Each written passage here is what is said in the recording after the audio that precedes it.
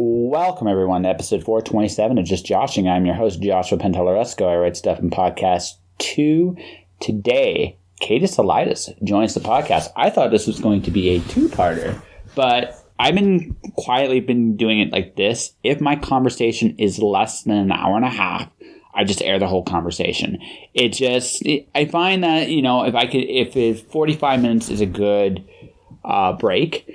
If I go past that point, and I do with some other guests, like Ed Sauter next week is definitely a two-parter. But I've been tampering with that, so maybe going forward I might do that, or maybe I just keep it around. I break it at break-even points an hour 20. Let me know. Like, what do you prefer? But anyway, about Katie. Katie Salidas is one of the most gifted people I know. She's a host. Spilling Ink is how I actually met her. She's been doing this writing thing and pursuing it in ways that very few people have. She has over a dozen books out. She's done series. She is incredible. But Katie, I'm going to say this here, and I'm going to say this to you here now. Your only downfall is you don't believe it. Everybody knows you're awesome. I mean, everybody. You work your ass off. You are an incredible, talented human being. And I'm saying that, I interview people on a regular basis, and I've been quietly saying this note that how being amazing, how believing in your own story, but it's true. Most people never look at what they overcome to get to where they are now. This game is rigged, guys. I mean, we all should be a lot richer than we are. But the fact that we're not is an indication of the times we're in, not your efforts, and certainly not anything you're doing or not doing. And Katie's living proof, she deserves so much more. And I really, really believe that. So I'm going to talk a little bit more about other things she's doing right now. But first, let's get to that conversation, shall we? This episode of Just Joshing is sponsored by Indie Imprint. Indie Imprint supports creators by creators. Whether you are writing a book or creating a video game, Indie Imprint works with its clients to produce, edit, and present their projects to the world. For more information, check out their website at www.indieimprint.com. Motivation, because I've been struggling with that lately too. Okay, we'll talk about bullying. We'll say this. So, ladies and gentlemen, we are live. I am with Katie Salidas. I hope I got that right. I always think Salidas or Salidas. I'm not sure which one it is. You were right on your first thought. Salidas. Yes. Yeah.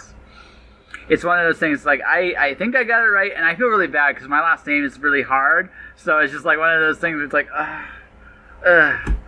because I put unexpected pressure on myself. That's what I do there. That's how that works. But No. See, I kind of take my pride in the fact that none of my names have ever been easy, even though they look it. My original last name looked so simple, but because it's French, it was pronounced differently than it looks. Okay. So nobody can ever say that. 1 sec. I forgot to do something really important here. Uh-oh. It's not a big deal. Important stuff. Okay. I hope you're recording that, because that means I get to rib you now for being unprofessional. So basically what I'm doing here is just something kind of important. Half important anyway. Of course, the fun thing is if you're recording it and you're not listening to it, you just upload it later, you don't know what I could be saying. I could be saying some really, really mean or naughty or any kind of stuff right now. It would just be recording away. That was the last one. So, yeah. I hear the mumbles in the background. So, okay, done. I just turned off all the excess sound and noise. I might just leave that all in there just because that is hilarious. I had to do that. But did it on purpose? Kind of. So, well, I don't mind. I don't mind when you put something unusual in the podcast because it actually adds a dimension to it that a lot of other podcasts don't have. Everyone goes for that squeaky clean, and I'm not that way. I'm not built that way. Yeah, we did the same thing with Spilling Ink. We go au naturel, as it were. Yes. We have real conversations in real time, so you're going to get the real person. Yes. So, anyway, let's go back to my train of thought. I bullied Katie. So, listen, I was a bully. I bullied her. I go to her, would you like to come read on my show? She goes, sure. And much like everybody else, she just completely flakes off. And what makes it really bad is she was literally one of the first people I asked. Like, that's what makes it really, really, really bad.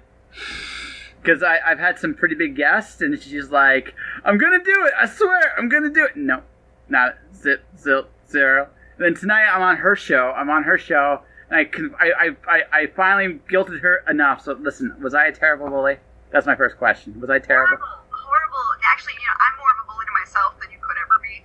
Because every time you would pop up in my feed on Facebook, I'm like, damn it, I owe him that read. I gotta do it. So yeah, I was bullying myself probably a lot more. And tonight, there was no excuse. I had time. The kids are at Dad's house. I have quiet to actually do a reading. If I don't do it tonight, that's on me. Yes. So basically, you have to be cornered. It's like, I'm out of excuses. Oh, shit. That was pretty much it, right? Pretty much, yeah. Yeah, okay, that works. So, so motivation. Okay, we'll go there. What have you struggled with? Like, why has it been such a struggle for you? Yeah, well, here's the thing. It's not so much a struggle just for me. It's a reaction to the quarantine that we've been under. It's a reaction to all the stress that everybody's been under, because it's not just me that's talking about this feeling of, I want to do things, but there are days where I just physically cannot make it happen. Huh. And it's there's a lot of I gotta be gentle when I say this, because you talk about any kind of mental health and people are very touchy about it, but I think it's really affecting us all, and some of us are feeling almost like PTSD about it, because we're frozen instead of able to continue. A lot of writers that I know have been talking about, I want to create, I have all this time to create, and we're being beat over the head with, well, Shakespeare wrote a play during a pandemic, why can't you? It's like, yeah, I know I should, why am I not? Okay, so this could go a lot of different ways.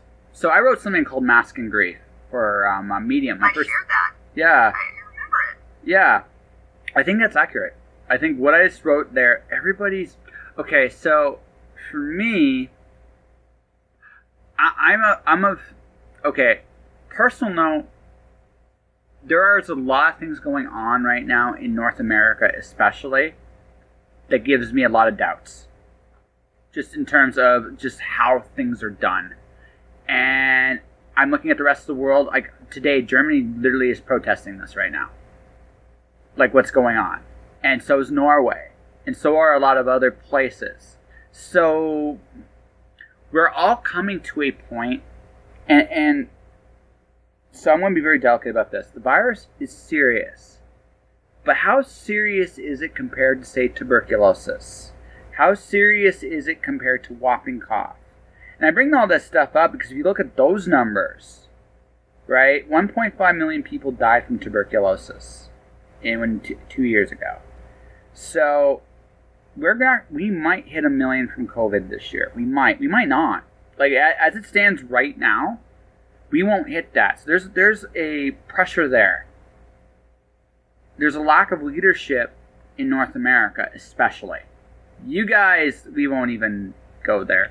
But even up here in Canada, there are some questionable things going on.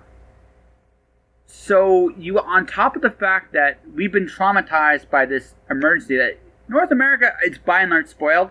We don't experience this stuff very much compared to the rest of the world. So we have that going for us. So what happens is now you get caught up in, well, what can I do? Like for most of us, nothing. Yeah. That's the thing. We're helpless to our situation, and that creates another feeling too. Like it's the whole it's not Stockholm syndrome. It's that feeling before you get to the acceptance, where you're frantic and you want to do something, but you can't do anything to change your situation. It's that moment before you ultimately end up giving in. Yeah. Well, so the world's on.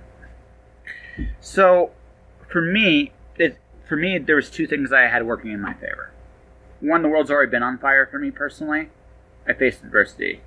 So the fact that the world is burning around me doesn't impact me quite the same way. It doesn't mean I'm not impacted.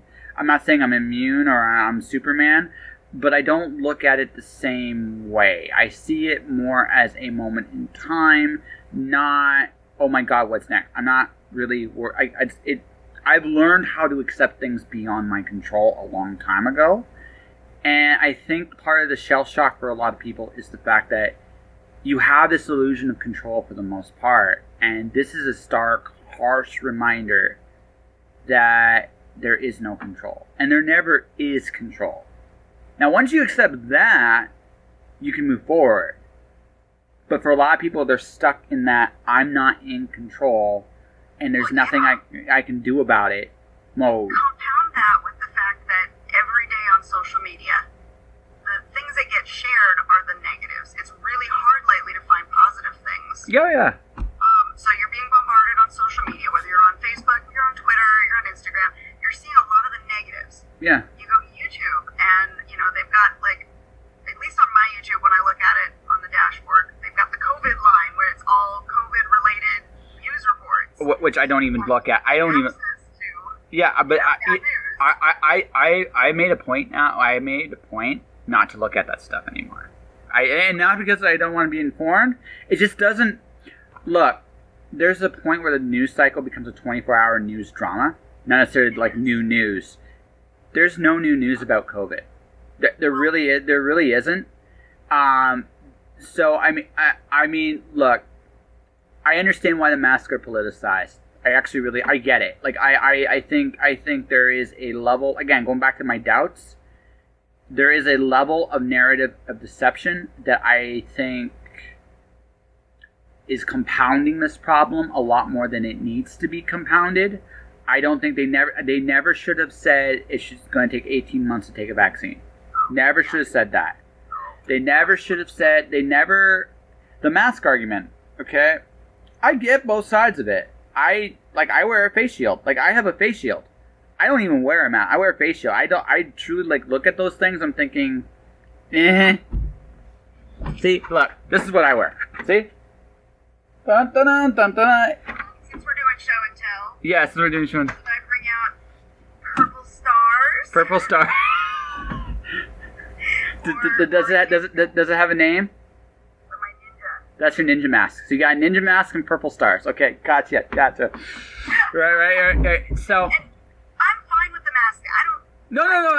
You know what? And I think here's the part that I think both sides have to look at. I don't think if you wear if you mask, you're a sheep. But I also think that if you don't wear a mask, you're selfish. I think those narratives need to go down the toilet. Look, if you're comfortable wearing a mask, wear one. Wear a face shield if you're not comfortable with the mask. Wear a face shield. If you must go into a large, right? Doesn't put you in there without a mask, then that's the business's choice. And there's no reason to argue with businesses over their choice. It's the whole no shirt, no shoes, no service. Yeah. You don't follow their rules, you don't go inside their business. Yeah. Big deal. Yes. The only issue I have with that is there are people that legitimately shouldn't be wearing masks, like people with asthma and things of that nature. I think what worries me about it is the fact that it's almost like it's discrimination against people who have weaker systems. People that shouldn't be wearing the mask now are being punished for the fact that they can't.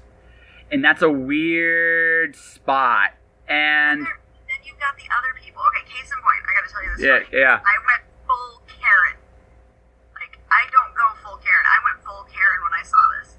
So I was with my oldest daughter and her boyfriend, and we went out to Chipotle real quick to just grab some food and bring it home. Yep. Doesn't have a drive-thru. We had to go in. So everybody masks up. We go in. There was a line. Everybody had appropriately distanced themselves in a line. No big deal. And I look over at the register, and there's a lady, mask around her chin, not around her face. She's ordering. I'm like, okay, she'll probably just put it back up later. Maybe they couldn't understand her. The lady on the other side of the counter hands her a cup. Now, this is the first time lately I've seen anybody allowed to get their own drinks. Most restaurants now are getting the drinks for you. They don't want you going to the fountain. For this reason, what did the lady do? She walked over to the fountain. She took some, sipped it. Took some,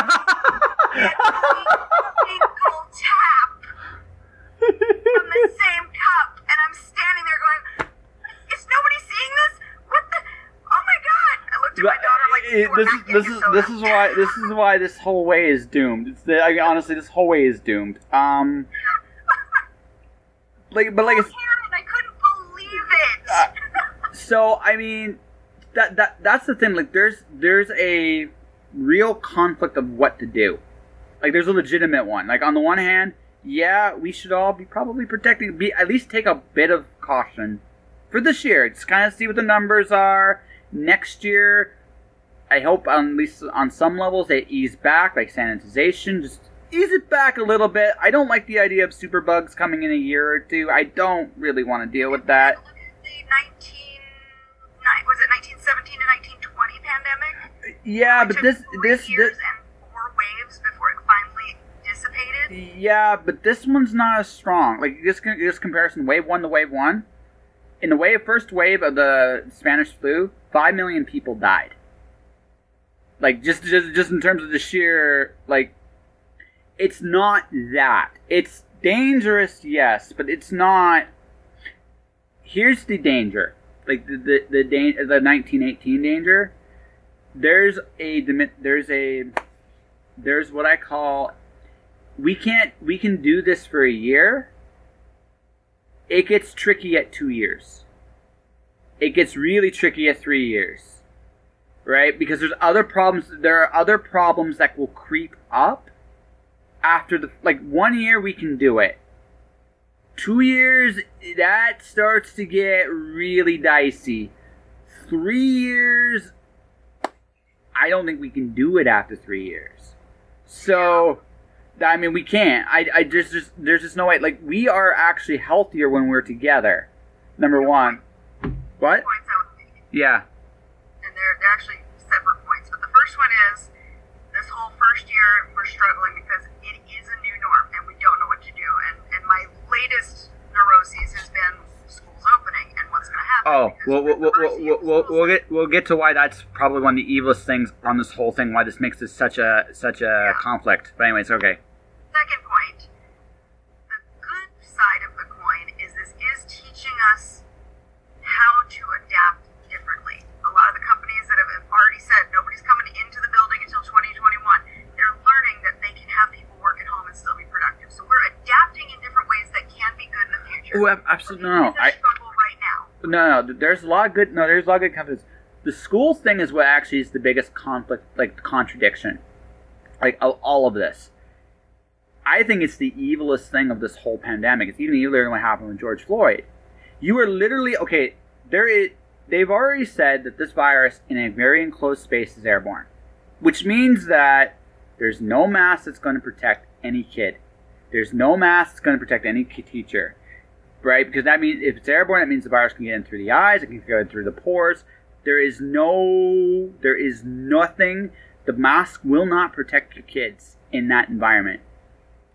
So, knowing this, and then the fact that classes are overstuffed, kids are underfunded to begin with, this is literally the evilest thing. Both governments are guilty of this. Mine's as guilty of this as yours. And it's so evil because this is a huge disconnect. Either the virus is not as serious as advertised. This is literally what they're saying here. Or they don't give a shit. There's no middle ground, right? There's literally none. So either they're lying to us or they don't give a fuck about us. And if they don't give a fuck about us, what about this whole thing they're telling us is true? Because they don't care. Here's the really seedy side of it. Yeah. Schools don't get their money if they're not in operation. If they don't have the people working, they don't get the money to pay them. So the individual school districts are struggling because they've got contracts in place with, whatever teachers unions or staffing unions work within the schools. They're saying, we have a contract, it's already in place, you have to pay us. And they're getting threatened that they're not going to get the money that they should be getting regardless. And so they're trying to figure out the money. That's what's driving it. Because if you look at each different place that has decided what they're going to do, the ones that seem to really care, I think, about the kids, are the ones that are getting the biggest backlash by saying, no, we're going to start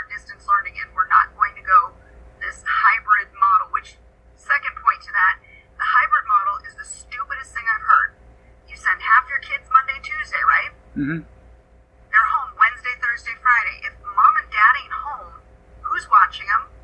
Oh, yeah. A daycare? So you're going to send them from a school to a daycare to home. 3 places to have infection spread. Mm-hmm. And you're going to do this with half your population on Monday, Tuesday, and the other half on, Thursday, Friday? Yeah. And then... You have constant mixing within that itty-bitty little classroom Mm-hmm. of all these germs from the cohort A and cohort B. And Cohort C was the only one that made sense, and it was staying at home. And yes, it's going to be a fucking struggle. It's not going to actually, there's a really simple solution that really I think everybody should be... I think, honestly, I'm shocked no one's protesting. There's a really simple solution to this. Pay the teachers and pay the parents to stay home. That's the simplest solution. Just pay the teachers and pay the parents to stay home. You don't worry about it for this school year. Next year, there's going to be a pattern. Like, let's say the grand total for the good news about COVID is, for at least the moment, the death toll is going down, which is good. Now, if it stays going down, okay, if it does, we don't know for sure. If it stays going down, by next summer, we'll be good. There won't be a need for half this stuff. If not, well then and then something else can be figured out. But if you're gonna do it, all right, we have an option in Canada. You don't. You're opening everything up. Actually, I don't know. You're not opening everything up. But you are opening. It's state by state. Yeah. But in the states where the empty arenas and the hotels and the churches are closed, you could actually, in theory, spread the student. If you absolutely must do it, that would be how you do it, right? You can use those places. You can pay those places to just maintain those buildings while the students and teachers learn. You'd have, right? Now, wintertime, this doesn't help you, but you could do it for the fall and the spring at least. But again, the best answer is pay the teachers, pay the parents to stay home. That way the infections are minimal. You don't worry about it for 1 year. The government can just take it in the ass for just 1 year. If you're getting paid, the economy doesn't suffer, because the economy is not the stock market. The economy is the actual money exchanging within the community from businesses and consumers. Yeah, that's how you get around that. Like, that's the solution. That's the only way to do this. Otherwise, what's going to happen is, if the virus is serious, kids and teachers are going to die very quickly. And they're going to have to cancel this anyway. So why not just skip that shit and just get to the part where we go, you know what? No one needs to die. Let's just pay everybody to stay home. That's what they did in Japan. That's literally what they did in Japan. They have so many platforms right now, and if the school districts had jumped on board a lot sooner, they could have had this in place. They had 4 months. Yep. The K-12 program, which is the public online education program that most people use in America, could have been expanded to fit everyone. You already have the structure in place. You could have expanded it so that you could fit all the students, and then distance learning doesn't become as much of an issue. Yeah, and or even, you know what? You could even just throw out the school year for a year. Fuck it. Who cares? Right? Who cares? Throw it out. Right? It doesn't matter. Really, 1 year isn't going to make that much of a difference. If you keep everybody... High schoolers, it will. To the seniors in high school, it'll make a big difference. Okay, but you just give them the diploma. Fuck it. They could. Teenagers can distance learn. Yeah. College courses are very well applied. College is the other seedy thing about this whole deal too. I love that some of these colleges are still trying to charge full tuition, even though for most cases you can't go to the buildings. Mm-hmm. So it's like, why? What? I mean, that's seedy as hell. But no, I mean, when you get right down to it, for the majority, like, you could pretty much, you shut it down to all but maybe the very, very, very, like, maybe the seniors in high school so they can transfer to college. You can shut everything else down, keep it safe for a year, see how the numbers look like next year. If the death totals keeps going down, then next spring, next summer, yeah, people will get sick still, but you know what? If not as many people die, cool. Otherwise, like, why are we, like, this is, like, no matter how you look at it, this might be honestly the most evil thing about this whole pandemic. Like, this contradicts everything, and it's shocking to me that parents aren't protesting. Well, I've been following the parents and the CCSD school board newses for like the last month to see what they're going to actually do, because they were going back and forth on what model they were going to choose. And there are a lot of parents who are like, just send the kids back to school, just send them back to school. Like, they're not thinking of, that cohort A where you're sending your kids to school for 2 days. What do they do the other 3 days? Parents already have a habit of sending their kids to school sick so they can get the call at work to be sent home. Because employers won't just let you, oh, my kid's sick, I gotta stay home. You get too many, my kid's sick, so I gotta stay home, you get fired. So they wait for that call so that it looks legitimate to their employer. Well, guess what? You send a sick kid now to school, what's gonna happen? Exactly. You infect the teacher, and they don't have a substitute. What's gonna happen? They're not thinking of all of the extras that can happen. Well, essentially, this is how it works. One kid's infected, they're all infected. In that environment, there's nothing you can do. It's just once one is infected, you've pretty much infected the whole room. That's the bottom line. Have you met a kid lately? Do they keep a mask on? No matter how well you want to train them, do they keep masks on? Even if in that environment, that the masks don't matter. Again, it's airborne. You're in an enclosed space. I mean, there's not like, it's almost moot. It's like, it doesn't matter what you do. You pretty much put yourself in a position where it's like I had this discussion about, like, to be perfectly frank, the masks aren't good enough in that environment. They're just not. You can even wear, like, my face shield is better than, I think, than the mask. You know what? It ain't good enough. Like, I wouldn't, like, I would be like, nope. It's just like, I would not, like, the honest answer is don't put your kids out there. That's the honest answer. Just don't. If you have no choice, honestly, it's an indictment. It's truly an indictment on the system, completely, that there's no wiggle room. I mean, people are going to die needlessly, and for what? It's sad. And, okay, so to bring everything back full circle, yes. Why we got off that trail of no, that's okay. This is this so much bombardment of constant worries and negatives and stresses. It's the killer of productivity. Mm-hmm. You feel mentally and physically drained at the end of the day, not because you went and ran a marathon or you did a lot of hard labor, because you have just been expending so much mental energy trying to stay sane with all of this. I gave up on my sanity a long time ago. It doesn't. It's like, I don't worry about that. So here's what I like. By and large, I don't post a lot of COVID stuff. Like, I try to post positive stuff. Even that gets weird sometimes. I posted about an Italian expert, and the cynicism I got in response to that made me go, wow. Like no good news is like, it was a weird day. Like, it's happened a couple times on Facebook. I put up no is negotiable, no is permanent, and the first response I got was about rape, and I was like, that wasn't, but yeah. And once you see that image with that, it's done. You can't unsee it. It's like, okay, well, yeah, that was so. I've decided that, so my conclusion is everybody's at different level. I put a C.S. Lewis quote about the fact that, I mean, we've survived all these things before. We've survived plagues, about bombs. And the first response I got there was, well, bombs aren't a virus. And I blanked because I thought it was a good analogy. You know what? There has always been ways to kill us. We know we're not going to leave this planet alive. Like that, like, we all know this, right? Like, at some point, we're not going to be here anymore, right?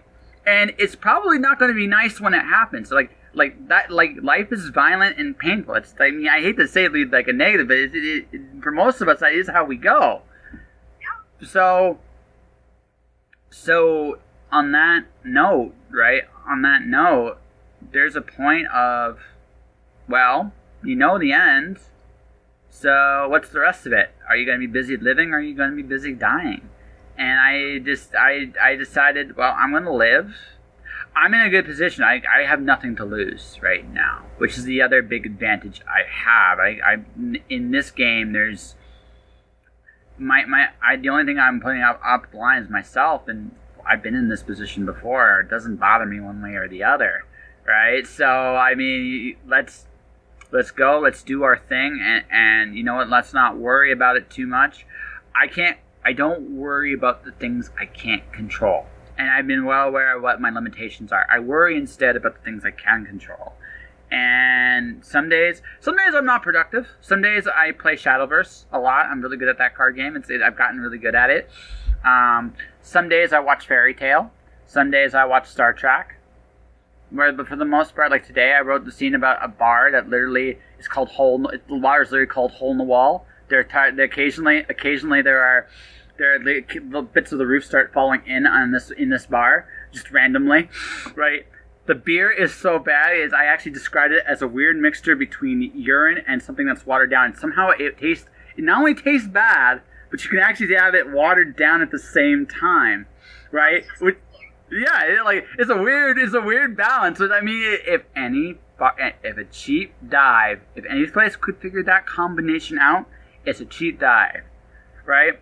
She actually went to drink water, and she actually spat that out because she thought there was drugs in the water. Almost like she tasted. It's like, what the hell is going on in this place, right? It's like it's that bad. It's that seedy. But basically, the plot is she's being an informant to get access to a corporate building where she's going to try to kill a dragon. Because that's just I was thinking about what's going on in the world today, and I just realized that we have a lot of dragons in this world that hoard treasure. So the idea, even just removing one via fiction, feels really nice right now. So I think a lot of people will share my sentiment and channel the stress into creativity. Yeah. The metaphorical dragon, and yeah. I like killing dragons in my fiction. I've done it a few times. It's kind of fun. Dragons aren't bad, though. They're not all bad. I'll say that. They're not all bad. But the idea of that primordial, visceral predator that's bigger and stronger than you, that you can overcome, it's a really easy story to tell, and I enjoy it. So, that's me. That's where I'm at. I'm doing the equivalent of it's my Parker novel. It's Parker meets Quantum Leap. It's literally what it is. And I'm having a lot of fun with it because, again, I'm telling her story, and my original draft was her like falling from grace and rebuilding herself. I thought, no, let's go farther into the head, where she's kind of rebuilt herself a little bit. She still has some huge fundamental flaws, but as I go forward in the story, you go back and see where she came from. And and so I'm having fun because in her backstory, there's riding dinosaurs. I introduced the famous World War II Brigade, the Night Witches. So I know some pretty amazing Russian women, ladies that I've come across and interviewed. They're all badasses. I don't know what it is about Russian women, but they all seem to be badasses. But you look up their history of the Night Witches. They were a World War II squadron of women in wooden planes, and they won more battles. They struck at night because it was the only time they were vulnerable. They won more battles against the Nazis than every other platoon in Russia, and they're the only ones that didn't get a medal for it. But they won literally every they only had 40 casualties the whole war. That's amazing. They were badasses. So I got the story of how she fell from grace, gains some of her honor with them, and then leaves to kind of pursue her own path of vengeance. So she's killing a lot of dragons, and I kind of like dig that. Yeah. Use it, catharsis. Yeah. Through all the demons on the page. Yeah, I enjoy. Also, I think we're in an era right now where simpler stories will work. I think we're in the dime novel era right now, and I think that's I think there's some serious money in that. I could be wrong, I could be crazy, but I think I'm looking at the big picture right now, and I don't think dystopia is where people want to go. I think people want a simpler story where they know who the good guys and bad guys are, and I think they want some sophistication. We're not quite in the 1930s anymore, but they want some character, they want some feels, but they also just want, this is the good guy, this is the bad guy, let's fight. Yeah. I think we're at that point. I could be totally wrong on this, but my gut tells me I think I'm right. And if nothing else, I'm telling a story I want to tell, and really, that's all that really matters. See, and I'm kind of in that same spot. I'm writing the 5th book in the Asset sent out the first 25,000 words to my betas. I asked them if they could figure out who the villain was. And if they could, was it too obvious? Because I don't want the villain to be so obvious that, it's over halfway through the story. But I do want you to root for the good guy to win. So I have to make the villain bad enough, but also secretive enough that you want to continue to figure out who that person is. My bad guy in this story is he used to be in her unit before she fell from grace. He was the bludgeon, she was the scalpel. She was an assassin that hit one target. He would be the guy to go out and wipe out whole towns and or cities by himself.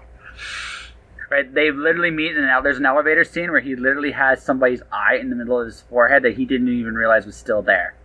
It's like, that's great. yeah, it's just one of those scenes where just like that's his introduction right there, right? And then once he realizes the eye's there, he eats it just because why not?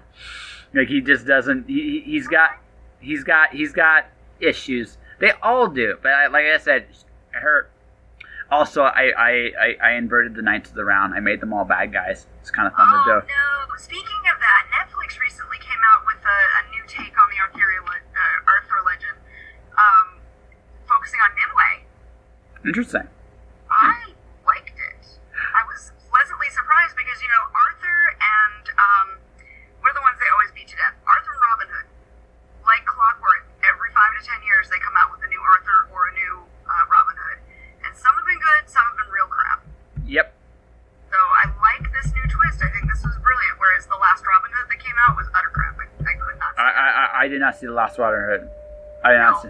Just save yourself the time. Okay. No problem. So it looks like I already got work. I already have work with my new enterprise. It looks like at the moment I'm ready. I got positions and stuff. That came relatively fast. What's that? What are we talking about? Well, the audiobook thing I announced on your show. Oh, yes. Yeah, I already got 2 people that said, yeah, when you're ready, hook me up. It's like I think honestly for me it'll work out quite well because one, I noticed something.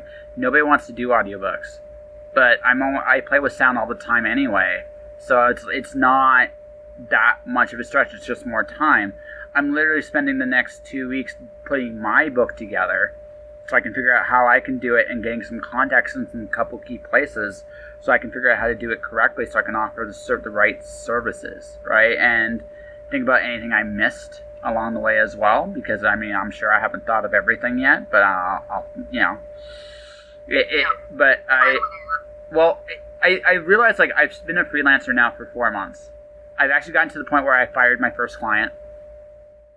Fired your first client? What happened? They gave me too many red flags. I actually talked about it in my 400th episode. They wanted me to do an advertising campaign for them, and I was all ready to do it, but they didn't key information I needed to maximum. I made one mistake. I should have paid for my time at the beginning as well as if the campaign succeeded. I'm not going to name names or anything like that because I honestly think that I want them to succeed. But everything they did told me they weren't ready to succeed. And I had to make a decision that, okay, if I stick with this is probably going to fail as constructed. There's just too many red flags that made me go, they're not ready to really do this right. Even if they make their goal, the money they've left on the table blows my mind, right? Just because if they had done a little bit of proper build, if they'd done a couple of other things that would have just helped their chances, they probably would have exceeded their goals by a substantial margin, right? And that would have been great. As is, they still might hit their goal, but they'll just barely do it. And I think, right, and there's a good chance they won't hit their goal either because they're not doing enough advertising, in my opinion, to get the job done. And there are some things they could do to really adjust their game plan, but again, just me personally, I saw this just based on I did a smaller job for them. that went relatively well. But watching them work up close, you see things. And once you see certain things, you got to make... I believe people's actions. I'm one of those people that will believe your actions. You show me enough actions, I won't dispute them. I just will believe you. I just will assume that that is the way it's going to be, not just with this, but with everything else you do. And I'm usually right. So if I already know where this is going to go, it's time to bail. I had to fire them. Make sense? Hard to do.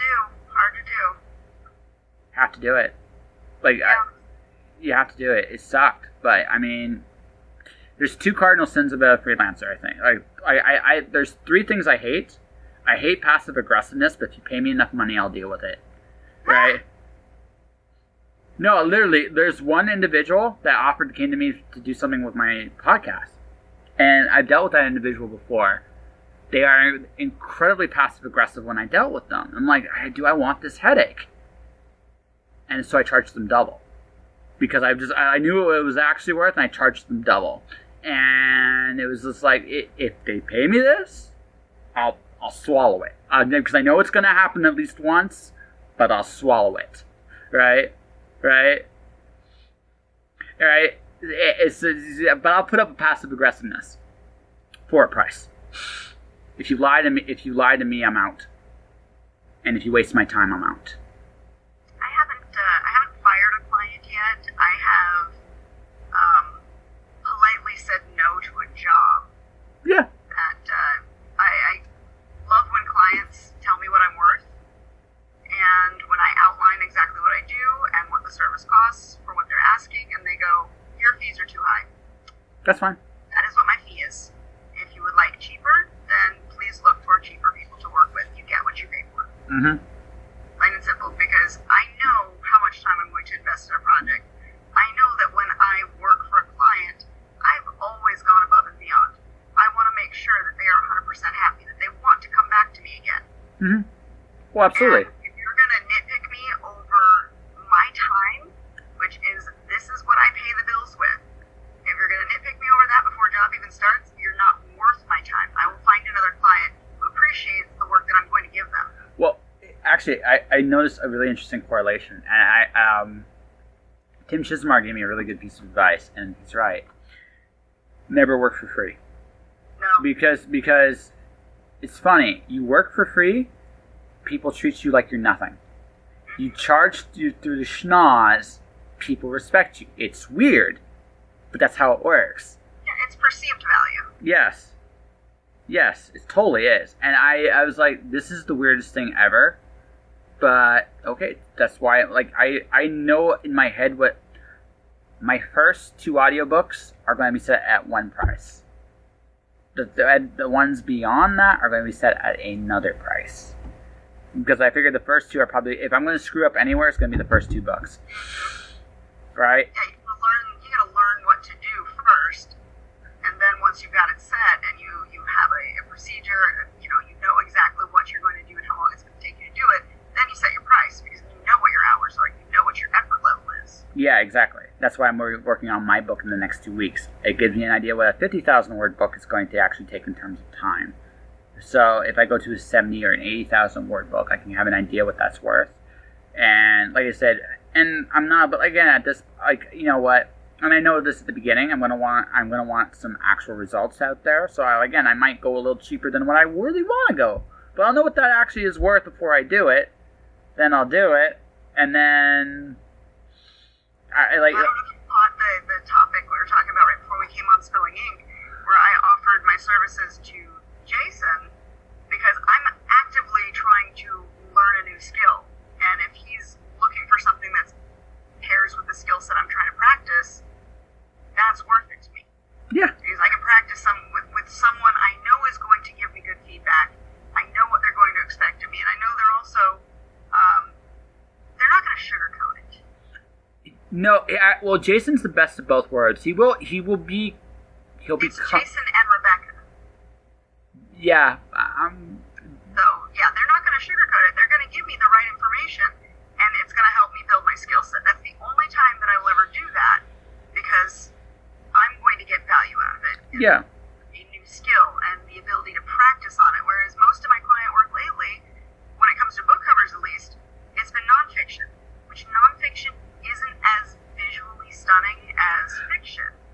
which is odd to me because it should be. I actually think it should be because I think here's the thing. Fiction books are like these giant they're thick enough to stop bullets. Most nonfiction books are tiny, thin things, right? But I tell you what, the work to lay out a nonfiction book of, say, 20,000 words is 10 times harder than to lay out a novel. Yes. Because of all the extra bullet pointing, endnoting, footnoting. I mean, they are so much more complicated to lay out. Yeah, absolutely. No, they're a pain in the ass. But, here's the thing. It used to be the other way around. Fiction books were thin, and the nonfiction books were bullets, right? But I look at the fact that I think when your nonfiction can learn from fiction is, listen, you can look sexy and have knowledge. You could be the hot librarian. Like, totally, that should be your model. I know you're laughing your ass off. It's the truth. That's what you should be thinking of. That is a visual, the hot librarian. Yeah, be the hot librarian in the room because you're smart. Look, fiction books are not easy to build well, but the thing about it is they are, by and large, they're formulas and they have a method to the madness. Nonfiction books are a little bit more diverse. Like, as you said, they're bigger pain in the ass to lay out, by and large, right? Unless they're like like Will Wheaton's like journals. But even then. A memoir is easy to do. Yeah, a nonfiction book, which includes like multiple subheadings, call-outs, text boxes, and workbook pages, is probably the most complicated and annoying. The only second to that is poetry books. I cheat like a motherfucker on my poetry books. I keep it really simple. Like I keep my design. I'll show you privately a poetry book I worked on that I absolutely regretted how much time I had to spend on this. It is a masterpiece, but it was the bane of my existence for almost 3 months. Oh God. That's how long it took me to get it perfect for this client. I hope he paid you well, or they paid you well. Well enough. Okay. Yes. But not well enough to do it again. Yes. Fair enough. Note to self, I might come to you for some advice when I do my next Alice book. Not this one, but the next one. Because I'm actually mixing prose with the poetry. But I'm going to do it in a very... I have an idea for the poetry for the next book. It's going to be very labyrinth-like. So I'm going to have some fun with it. Right? Alice in Wonderland is Greek mythology. Has been a blast to write and a blast to read. That sounds like a really fun combination. Alice is Pandora. It works incredibly well. They're not. The idea is actually incredibly. It's just an inverse idea. Alice follows the rabbit into the rabbit hole. Pandora opens the box. Right? It's the same thing. Curiosity goes into another world. The difference between them is, I wrote an essay about this actually. Pandora is punished forever, with the exception that she gets a glimmer of hope. Alice gets the opportunity to go home again, which is it's the expansion of the idea that. But it's essentially the same concept. So it works incredibly well. I figured out who the Mad Hatter is in Greek mythology. That was fun.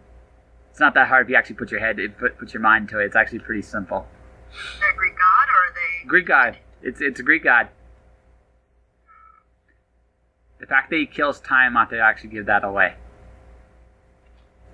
Zeus. No, it can't be Zeus. It's not Zeus. Try Zeus's dad. What's that? Try Zeus's dad. Cronus. Cronus kills time. He kills time. Okay. Yeah. Okay. I can see that. I mean, you'd have to be crazy to use children. Yeah, well, but also, he's crazy, but also, again, it's the fact that Cronus was got time. Manipulated time. What does the Mad Hatter do? He kills time. That's all he does. Yeah. Yeah, so it fits. And then the Cheshire Cat was my favorite. I figured out who that was really, really quickly. Well, he should be Hermes, if anything. Nope. Because he's always around. I thought of someone even more perfect than Hermes. Okay. Do you want me to spoil it? Well, do you want to spoil it because you're recording this? Yeah, I know. I'll tell you off the air. Okay. Although I will tell you who the Queen of Hearts is. It's a what? I'll tell you who the Queen of Hearts is, though. Who? Artemis. Oh, that's a neat one. Yeah. Okay. The Hunter. I thought that was... I will be interested in looking at this. Alice 0 comes out August 22nd. So there you Wow. go. Alice 1, which is what I'm talking about next year, is going to come out, I'm hoping, by the summer next year. And that one's going to be... So the idea behind the series is I turn it from a full book of poetry to the last book is almost entirely a full book of prose. And the books in the middle are slowly transforming. So the first book is mostly poetry, but some prose. The second book's about 50-50, and then it's the other way at the very end. Okay. Yeah. Yeah, it's a total shift. I have a really cool... Alice opens the box, and that's that. And from there, it's just purely crazy. And yeah, that's my mashup. And then I have dragon slaying, and I have the cloud diver. So those are gonna be my 3 series independently. And if someone wants me to do something for them, great. Give me the money. Show me the money. That's how I'm gonna be. That's kind of what I'm doing too. Freelance is my primary source of keeping the rent, paid. And this year, the books that are slated to be done by the end of the year is the 5th Asset series book. And because of all the freelance work, and because I keep having to repeat myself over and over to clients, I am updating my self-publishing manual, Go Publish Yourself. And I'm going to write a companion novel called Get the Damn Book Written, parentheses, and edited already. Yes. Sounds good. I actually do think you're underrated.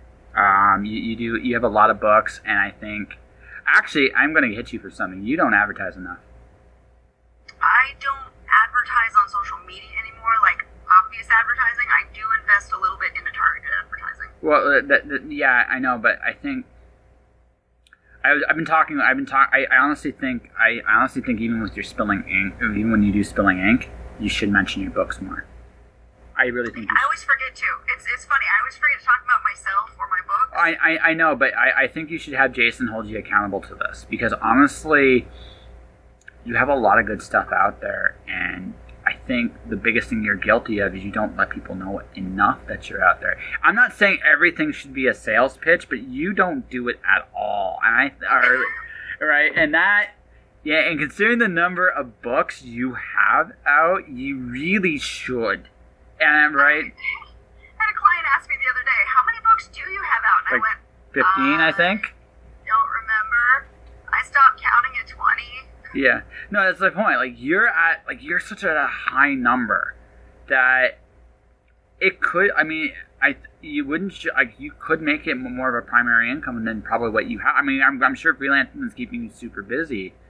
Yeah, But if you play, it's crazy. It's finding a niche, and you've got some, again, I got work lined up, and I haven't even started yet. I mean, that's kind of crazy, right? Right? But the thing about it is, right, I'm looking at this short-term, long-term for me. I have done 3 books with a traditional publisher. I'll have 3 books by myself this year in a digital model. I have plans on how to Kickstarter. I have plans on how to do things to keep the advertising going with my books for months, long after they're released. So as I keep releasing books, I can constantly cycle it over and over and over and over and over again. So my hope is by the time I get to this time next year, or maybe the year after, I'm never going to completely ditch the freelance world because that'd be stupid. But my passive income will trump my active income, because that's the ultimate goal, I think, for all of us, right? It's not. Don't get me wrong. I'm gonna love doing some of these challenges and book. If I wasn't a fan of people and stories, I wouldn't do the audiobook thing at all, right? Because I'm not a fan. What the hell am I doing, right? These are long hours, and I know I'm going to be putting in a lot of time to get this right. The outtakes might just show up mysteriously on my podcast at the end of every episode. By the way, there is a few little blurbs of me laughing at myself and you correcting myself in the reading I sent you, and I was like, yep, fuck it, I'm keeping it in there. No, that's cool. My favorite one so far was Heather Chambers. She actually had music in the background. which I thought was a nice little touch. Fonda's was awesome with the Jade. Virginia's was a lot of fun tonight. Gerald's was actually really cool. I really enjoyed Gerald's. Cassandra, I wish had gone just a little longer. She's so interesting that I think she's just sold herself short. But anyway, I digress. I think if I were to give you one little thing right now, you write great stuff, and you should. I got one of your books in my storage locker in Calgary right now. I wish I had it with me, actually, but I have a box I took with me. And it's what am I reading right now? You're all coming with me. So, and that's pretty much all I did, right? So, but you're a good writer. You're a really good writer. You really care about what you do, and I think, you should mention. You should have Jay. I have to ask him why he made the change the way he did. I know he made it's almost like a rebirth for him. I'm trying to respect that, but I don't. Full story there. Get him to hold you accountable.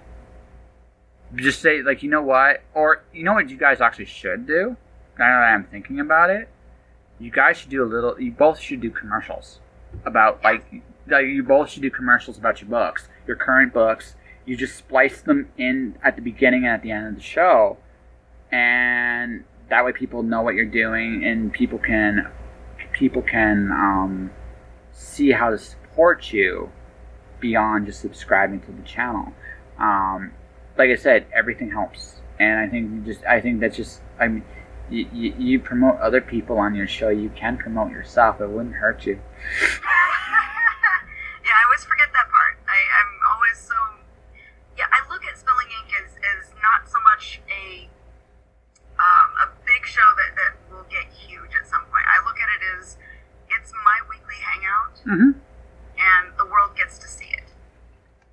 So I get to enjoy being with creative people. I get to talk with creative people about the struggles we all go through, trying to get our stuff out there. And then the world has a chance to listen in if they want. If they want to be a fly on the wall, there you are. That all said, and I get that. I mean, it's not about how big you get or whatever. You're supporting a lot of people, and a lot of people, if given the chance, would support you. But you've got to put yourself out there to be supported. All right? I mentioned this. I'm doing an advertising, why you should advertise during this time, right? Because you advertise your freelance stuff. All the time, because that's how you make your bread and butter, and that's right. That's how you make your bread and butter. But I would challenge you that if you did that with your books the same way, right? I think people would support. You're good. You're really good at what you do. Your stuff's fun. I enjoyed the first book. Oh, what I read of it so far, anyway, of Asset. You have a really cool world there. So I picked a really good 2 chapters. They're back-to-back chapters that I think show the character and show the weirdness of the world. That's gonna be cool. Really funny moments. Which reminds me, send me the link of where to buy your book too. Okay. You just send it to me because I do that. I don't know if you actually seen any of my story times. I tend to do that with everybody. Here's the link to their stuff in case you want to buy it, because it's awesome. Because it's all part of my master plan to become the platform of the world. That's kind of my master plan. I have world domination plans. I'm not gonna lie. I figure there's such a big again, there's opportunities just to support each other, and you know what? If I can do that, I think I've done okay, all things considered. So I mean, but that's just keep going, right? Yeah, that's it. And, I mean, look, you've done 20 books. You're going to probably do 20 more. Next thing I know, one day we're going to say the legendary Katie Salidas, right? Oh, yeah. The legendary. Oh, yeah. That's right. So, it'll happen. no, I'm cool and composed about it because I know it's going to happen. Yes. I don't have to rush it. No. I do hope, though, you get to enjoy it a little bit sooner than later. I am secretly hoping that for you, too. And I want my stories to speak for themselves. It's one of the reasons I'm not as vocal, I guess, is because I want when somebody reads it to be like, oh my god, have you read this book? You need to read this book, because word of mouth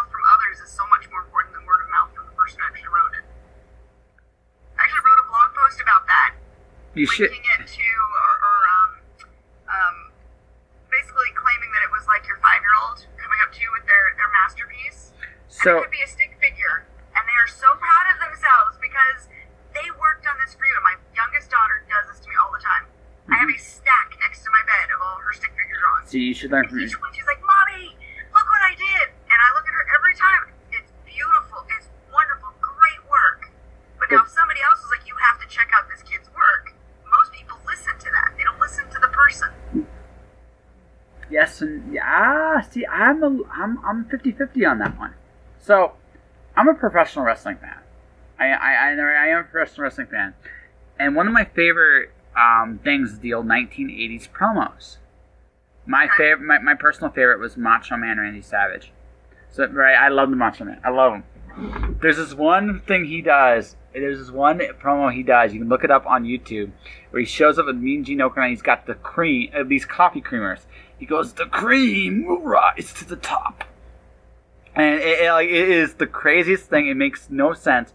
But then you realize that what his job was, he tried to talk people into coming into these buildings to watch him fake fight somebody for money, and he made millions of dollars doing it.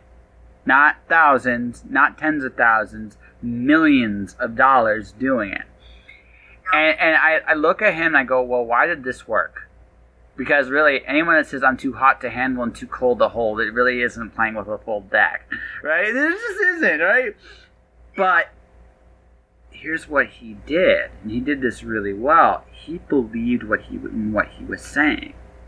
He said, like, he was out there and he was, like, there was a genuineness to who he was on the camera. And because of that, it translated. So people, there's no one there like Macho Man Randy Savage. Like, oh yes, them to Slim Jim. Like, there's nobody like that. You're laughing your ass off. But see, yeah, you remember that, right? It worked. It worked. Why? It worked because that guy had the audacity to believe in himself so much that people could not help but translate it. What your daughter does is actually brilliant.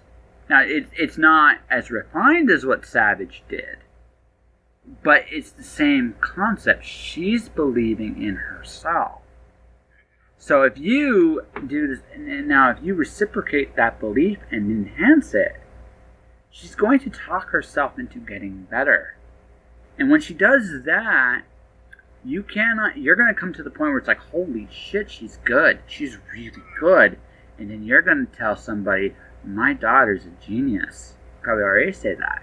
But now you're yeah. But, so I'm going to go back to the very beginning. I think, when the word of mouth is the best. You're right. It is when you get to that point, you've won. But you have to believe in yourself to get to that point, I think, more often than not. It does happen. Like, you can literally write the book and you hit that fluke. Or like some J.K. Rowling with Harry Potter was that magical. Literally. But for a lot of other writers, there's also just that belief to go out there and put out the best book you can, which you do, but also in this day and age, in the social media age, steal from the Macho Man. Don't necessarily say I'm too hot to handle, I'm too cold to hold, but steal the fact that, like, find that part of yourself that believes in you so much that people cannot help but notice. Because if you can do that, people that may not have heard. For me, like, one of the other reasons I interview people and not necessarily talk about their books so much is because if I can believe in you, I will support you. If you don't believe in you, well, then I'm not going to believe in you either. You've already beaten yourself. There's nothing I can do about it. Again, I believe in people's actions. If you tell me you have that confidence to believe in yourself, right, then I'm going to believe you. Which is why, like, when I look at your freelance, Katie Salidas, Freelancer, believes in herself. She's got the money to back it up, too. Right? Yeah. Katie Salidas, the author, maybe not quite as confident. Maybe should be. Just that. Okay. All right. Yeah. Maybe I'm wrong, but I you know what? I'd rather stand tall and be proud of the work I've done, even if it's everybody else thinks it's terrible, than be like, well, have this really good book that I believe sucks, because that translates. No, and I do believe in my work. Of course you do. I absolutely love each and every book series I've worked on. You wouldn't have done 20 books if you didn't believe it. Right? You wouldn't have done it. I just think you should. I've given up a long time ago. Yeah. But I think you should express that belief more. I think you'd be surprised how contagious that really is. All right. Yeah. There's just. I'm gonna put that as my weekly goal for the next week. Yeah. Last week was to try and post something positive every day to combat the negative. I was trying to find one little thing to be thankful for every day. So. Here's what I did for the first 3 months of the pandemic. 5 random people, I appreciate you, and they were random. I just go think, right? I ended up with Brad Meltzer one day. That was fun.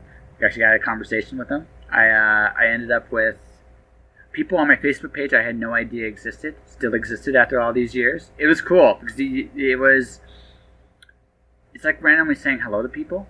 You just don't know what you're going to get, what to expect, right? And some people didn't know some people never responded, which was hilarious. But some people wow. I remember, I think my favorite response was Nyai Rufino. She's a artist, illustrator. I said, I appreciate you. I admire your talent, blah, blah, blah, blah, blah. And then the next day, wow, this is actually really inspiring. I'm going to do that. That's sweet. Yeah. Little thing. Just a little thing. Paying it forward with good vibes. Yeah, well, we need that right now. And I thought, that'd be the thing. I did, I think, about 300 people, and I decided to need a break. I mean, that's a lot of people to appreciate. But, I mean, I may do it some more. My friends list grew 400 people since this pandemic. So I don't know what the hell happened. It's happened. But yeah. You know what makes you feel good too, then you're also reaping that benefit. Absolutely. Making them feel good, but it's also giving you that positivity back. And we need a lot more positivity right now. Yeah. So what did you appreciate about last week? What were the 5 things you appreciated? This week? Yeah. What did you appreciate this week? Well, I talked about how my computer died on Monday, but that wasn't the bad thing, or that wasn't the good thing. The good thing is it was working by Monday night. I did not have to take it to a tech service. I knew a person who would help me fix it. And while it was being fixed, I got to hang out with a cute little baby kitten. So, That's cool. super positive. I figured you intimidated it with fear. You better work or else. And it just came back to life. And then also on the show, I talked about my daughter's baking a cake as a birthday present for her boyfriend's father. That meant I got to eat cake all week. Yeah, I mean, everybody's like, I'm gaining weight, and she's crying about this, ladies and gentlemen. All the while, she's talking about all these cakes she's having. None of us are feeling any sympathy for her. It's like, you... So good. So good. Now she's gloating here. She's trying to sell this as a bad thing on there, except for the last cake. She describes the last cake in detail. It's like, I hate you so much right now. It's not even funny. So good. I mean, we're talking the perfect springy sponge with the right density. Oh, and that vanilla. Oh, it just hits you. So good. Yeah. Yeah. So yeah. I did find positivity this week, and forcing myself to actually look for positivity was a good thing because I had been dwelling in all of the just bombardment of negativity happening. So it was a good exercise in just trying to find one positive thing every day. So I have 3 rules on social media. Just 3. I'm adding a 4th one now. So here's the 3. So I have 4. Actually, I have 4. Rule 1, I don't talk about COVID very much. If I do, I try to find a positive thing. That's it. Rule 2, I stay absolutely out of the mass debate either way. I'm not into it. I'm not going to get into it. It will cause me nothing but grief either way. 3, this is the one I'm adding. I'm not going to talk about the vaccine. I'm a little worried about it. I'm not actually very, very worried about it. But really, If people want to have good news, if they want to treat this as good news, who am I to ruin it? I'm not going to ruin it anymore. You do your thing. You do you right. Number 4, I'm staying out of the political race. Alright, I'm staying out. Now, I eliminated all those 4 things. Right? And my Facebook page is pretty positive. I actually am tempted to just put on the block. If I see Biden, Trump, just block. Like I won't see it on my feed ever. I'm sure there's a way to manipulate that. But basically, you get rid of those 4 things, life's a happier place. I know people are going crazy over this, so I haven't been deleting friends over the things I see on Facebook. What I've been doing is hitting the snooze button on them. So Yes. I don't see them for 30 days. And if in 30 days they say something else I really can't agree with, I snooze them again. And that does help clear out some things. Yeah. Well, those are the 4 I don't respond to. I haven't snoozed anybody, but I just don't respond to them. Because, you know what? I don't really have to respond to this. You can have your crazy. I'm good. I'm just gonna go down. I'm gonna go down. This is your part. You know the elevator. There's this thing. I imagine Facebook kind of going down an elevator. This floor has this. This floor has this. This floor has this. So you're talking about nope. Hey, you're talking about cats. That's cool. Then go down. No. Hey, you're talking about your work. That's awesome. Nope. That's pretty funny. Okay, that's good. Right. And so what I did put for example, the Pope singing game. My answer to that is, and bingo was his name. The one where the Pope's just because it actually, because I looked at that, it's and just as loudly and as obnoxiously as I could actually make it, and it's that was my answer. So yes, that's it. I find that anything else, and the other thing I try to do is, I now know that some of my motivational stuff is not going to hit people the right way right now. Forgive them for their responses, because even though you didn't mean it that way, that was the impact right now. The world is crazy. Forgive, shot of whiskey, forgive. And that's why I'm not deleting friends right now. I'm just snoozing, because I know people are literally going crazy right now. Yep. So that's my solution. Yeah, no, it's a good one. It's a good one. So yeah, those I have 4 commandments. Thou shalt not talk about those 4 things. And it's good. There you go. Yeah. So, I'll say this. I appreciate you, Miss Katie. I do. Thank you. Yeah, I appreciate you. You've gone out of your way to create a nice place where people can hang out. I think you especially, are more helpful to Jay than he'll ever let you admit. Right? Right? I truly, I think you've helped him more than you realize. I think I'm sure I'm not sure. I'm not. Oh no, I know. But I'm just saying, you've gone out of your way. You are one of the kindest people I've talked to, and I think honestly she had more success than she does. I appreciate you. Yeah. See, and there's the quiet areas. I will. Yes. I'm not going to fail. No, you haven't failed. I don't think at all. I'm still here. I'm still putting books out. I'm still working. Spilling Ink comes out every week. You're still a freelancer. You're kicking all kinds of butt. So. Yep. So what's your learning new skills? The more challenging jobs I take on, while they can be frustrating, they do teach me new skills. So I look at that as sometimes I need to learn this new skill, and once I'm done with this job, I will not have this problem again because now I know the fix. So, your full services. What can't you do at this point? I do everything but write the book and publish the book for you. So those 2 things are off the table. I also don't do the marketing after the fact, but everything in production, I can help you handle. So, Katie Salidas, production coordinator. Publishing coordinator is what I've been calling myself. I can help in the pre-writing phase. I can help with book coaching, editing. I can help with figuring out your plot structure, your characters, all that good stuff. Then I can help you with developmental editing and making sure that you're actually following what you should be. I can do line edits, copy edits. I can format the book, cover the book, tell you where to publish the book, and provide you with how to holding your hand as you get it up there. But I will not do it for you. I will not hit the button and be liable for your book. That's on you. That sounds like there was a lesson there. No, I've seen other publishing companies, and it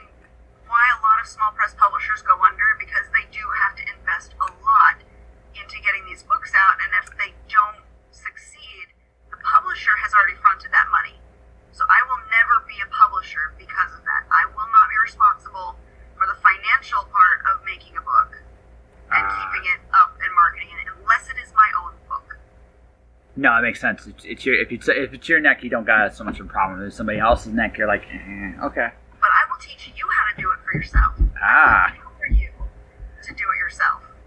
So we're gonna go 2 more questions, and then we're gonna call this an interview. Question 1: what's your favorite production job? What's the job you actually thoroughly enjoy doing the most? It depends on the book. I have edited some books that were a struggle to get through because I just couldn't get into the story or the material. And then I've edited books where I was so happy to be a part of the process, and the client I was working with was so open to the notes that I gave them that I even gave them an extra round of editing. I took extra time on it to make sure that everything that was implemented was done right, so that when they go on to produce it, it's perfect. So I enjoy it when the client is working with me and it's a story I really can get into. It's really fun. It's really something when you see somebody that's really enthusiastic and is really good at what they do. It's so easy to work for them. It's just so easy. Like, yeah, I'll do this because you believe in this because this is awesome, and I'm in. I'm just in. Like, I'm in all the way. So you're drawing more, right? You're doing more cover stuff, right? Yeah, but it's been a lot of nonfiction lately. I do image manipulation and I can do fantasy covers, but I need more practice. And that's again why I was telling Jay I would work on his if you wanted me to, because I know his style is going to be what I'm trying to learn. Do you actually draw?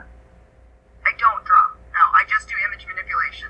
I draw stick figures. So that, I guess, that leads to one last thing. What for me on this one, I'm curious. Do you use GIMP? Do you use Photoshop? What do you use for photo manipulation? Photoshop. Yeah.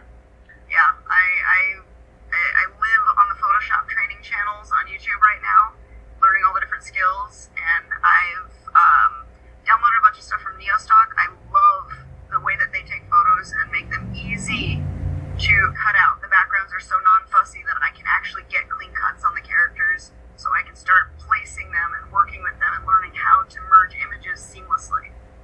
Awesome. So, those are that. And what's your latest book? Currently, I'm working on asset number 5. The last book that I produced was it was my co-authored one with Jane, my co-host.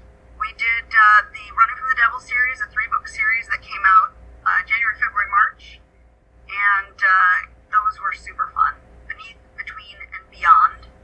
Nice. So we've got a snarky and sarcastic furry sidekick, along with a demon escape from hell, trying to fight off the 7 deadly sins. I don't know. Fun series. Yeah.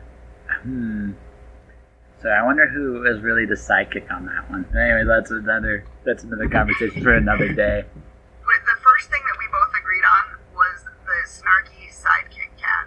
When we were going through our production meetings and deciding what we wanted to do and figuring out plots, we both looked at each other and were like, oh, we gotta have a cat. Cats are just naturally snarky, and we're gonna play that skill up. Sounds like you've had a fun year then, all things considered. Yeah, it was a great experience working with Jane too. I actually, it's on the table right now for us to write another book series, but both of us have been so busy that we haven't had time to sit down and really outline something and figure out if we can come up with a good cohesive story. And we're both series authors, so we're not talking about one book. 3. We're talking about a minimum of 3 books if we do something. Yeah, okay. There's definitely some fun there. I'm looking forward to seeing what you come up with next. So, Something new, always. Yeah, so I guess we have an interview here. What do you think? Yeah, I think we did good. Yeah, I think we did all right.